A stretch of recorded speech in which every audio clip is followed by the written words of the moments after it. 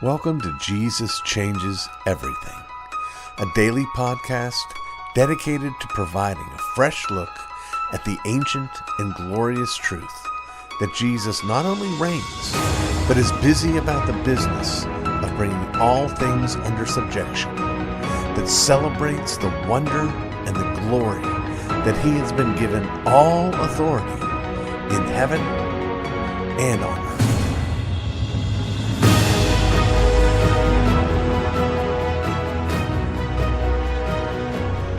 You would think, after all these years and all this experience, that people would have some understanding of just what inflation is. Well, today I'm going to try to explain that to you.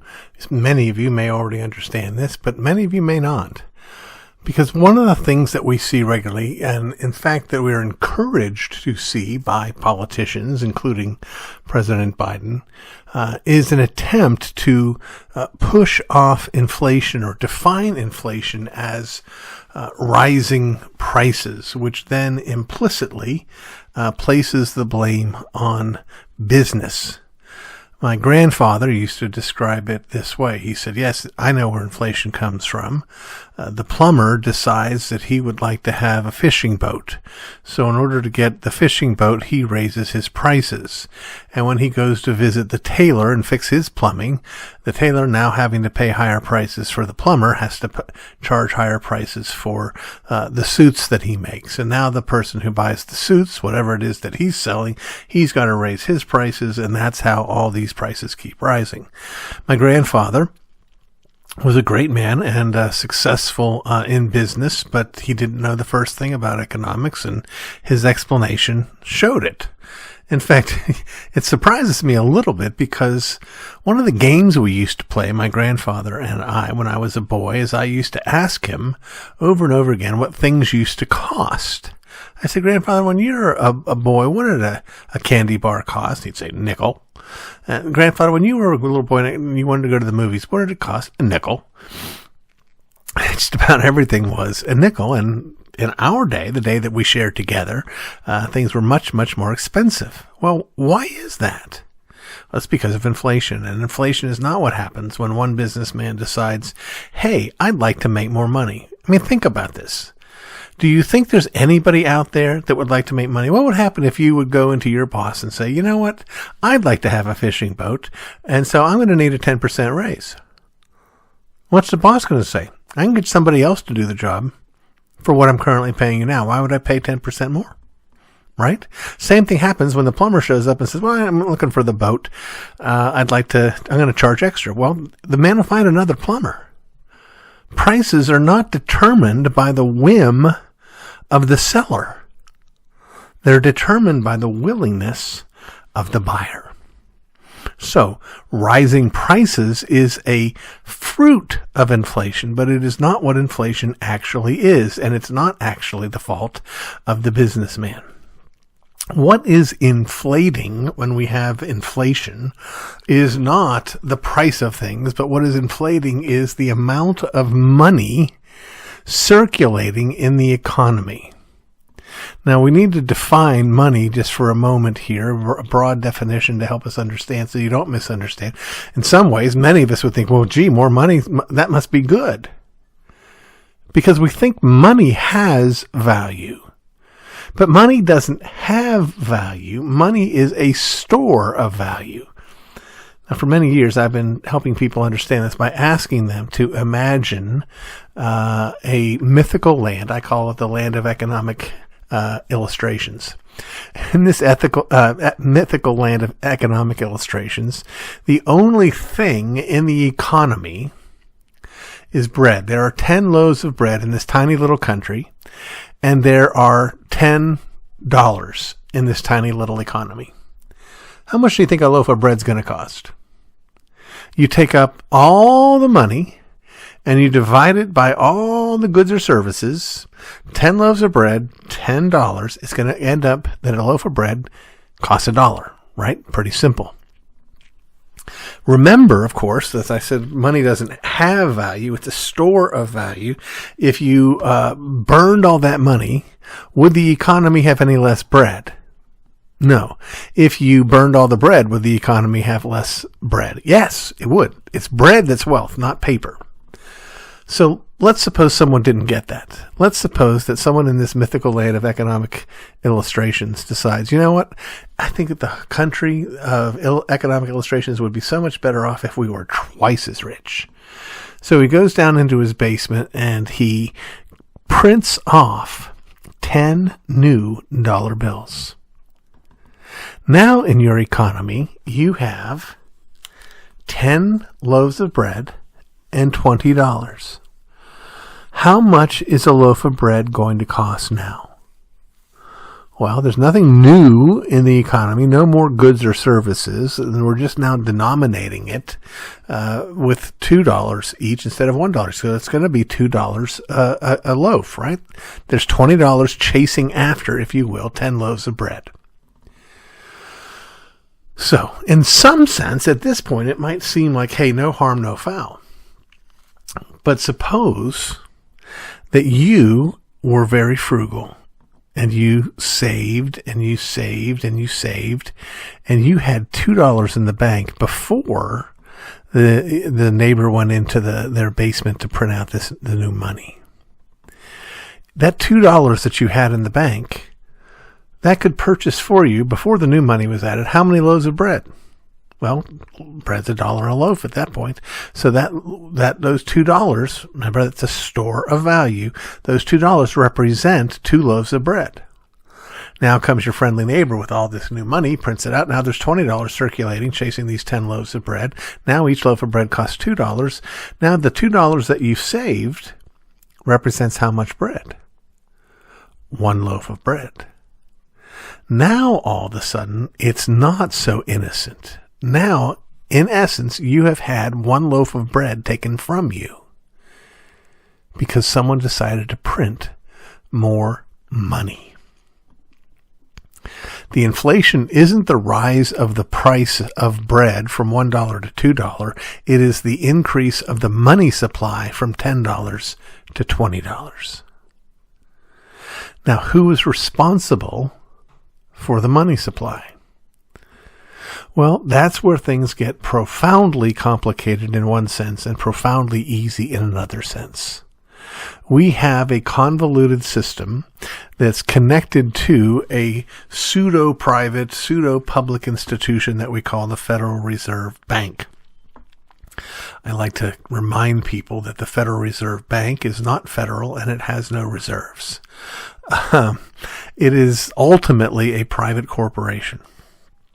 And it makes genuine profits, but it also is connected to the printing of, and maybe not literally, but the adding of dollars into the economy, of unbacked dollars. There's nothing to the dollars. They're just as phony as if they were printed in somebody's basement. And also related to that is the federal government, and more specifically, the Department of the Treasury. Now, as I said, it can get more complicated, and you can have T-bills and borrowing and this and that. You can also have fractional reserve banking, which can create money out of thin air, where I deposit $100 and the bank loans out, $87. And now there's, because no one's going to all take it all at once, there's a $100 credit to me in the bank, and then $87 that didn't used to exist out there being lent to other people. The bottom line is this, friends. We have the inflation we have because we have a federal government that is spending profoundly recklessly. We have added in the last 2 years $10 trillion in debt. You need to understand that the accumulated debt of the federal government from 1776 up until, I believe, maybe 1990, roughly around that time, 215 years it took for us to get from zero debt to $1 trillion in debt. We've added 10 trillion in the last 2 years. That gives you some idea of the scope of the increase of the money supply that's coming out of Washington. This is what happens when you think, well, times are hard, so we're just going to write checks for everybody. Which, by the way, has happened under Republican presidents and Congresses and Democratic Congresses and presidents.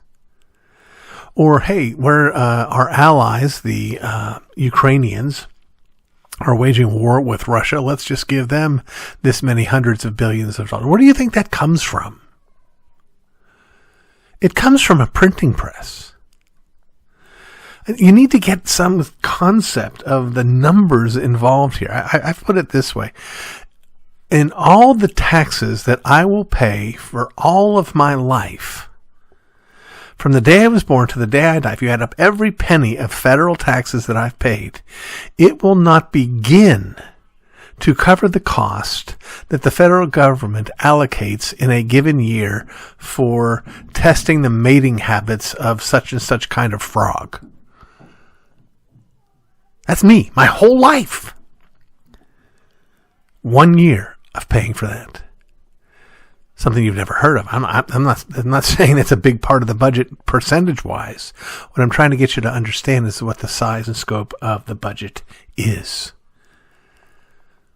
But they don't tax us to pay for everything that they want to spend. They also print this bogus money, which is a tax on all of us. Especially, and this was the whole point when this concept was suggested by John Maynard Keynes back in the late 20s.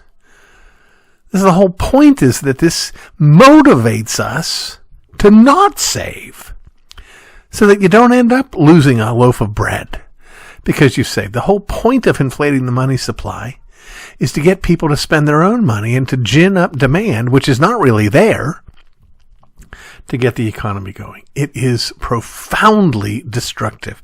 It is no different than adding dross to our silver or clipping our coins.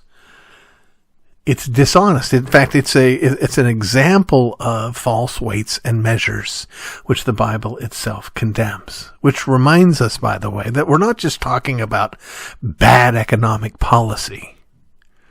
We're talking about wickedness. We're talking about theft. But when we get this report, inflation this month was 9%, and we just all wring our hands and weep and mourn and act like it's some monster from outer space that we have no control over. We absolutely do. Years ago, Milton Friedman did a series on basic economics for PBS, and he said we act like this is all so mysterious, but if you want to know how to stop inflation, and he's explaining this right there where paper dollars are being printed, he said all you need to do is this, and he turns around and hits the off button and stops. Not complicated. It just takes courage.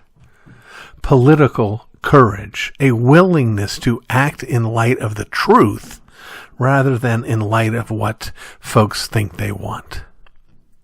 So there's a little lesson for you. You can get more, by the way, either in purchasing or watching my series, Economics for Everybody, or my book, Basic Economics. I'd love to hear some feedback from you on this. As always, wherever you're listening to this, there's probably a place you can comment, or if you have to, you can send me an email. Hello, rcjr@gmail.com. Hello, rcjr@gmail.com. You've been listening to the Jesus Changes Everything podcast, a production of Dunamis Fellowship, the teaching outreach of Dr. R.C. Sproul Jr. If you've enjoyed this podcast, we encourage you to subscribe, which you can do at all the usual outlets, to tell your friends, and to spread the word. To learn more about the work of Dunamis Fellowship, please visit rcsproulJR.com.